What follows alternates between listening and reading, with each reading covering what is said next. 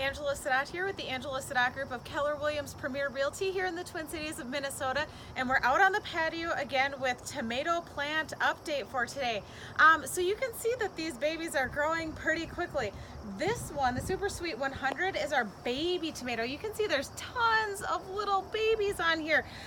This one we got, well, it was a little bit bigger when we got it, so it has grown up and it's been a little bit of a problem child while we were gone. It actually knocked over, ruined the planter, so we had to get this one really quick, and my in-laws actually helped us out with that, so thank you to them for saving the day.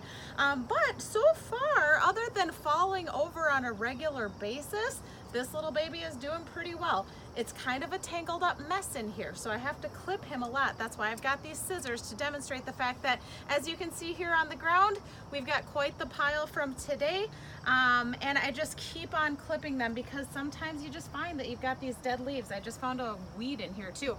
And then we've got our Better Boy right next to it. You can see that we're getting some really huge tomatoes on here. You can barely see them. Let me just move this around for you.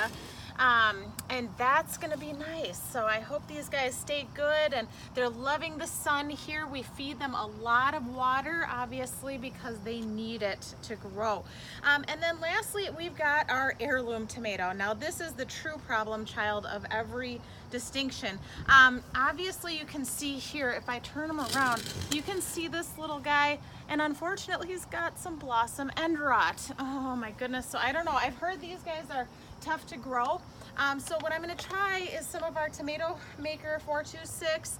I'm going to put some in today. I've been giving them this fertilizer a little bit at a time. You're supposed to give it to them maybe every 10 to 14 days or so, just a little bit with the water. So we'll try that and we'll update you on that. As far as the herbs, now I've just cut down the dill weed, so that's gone here. It went to seed.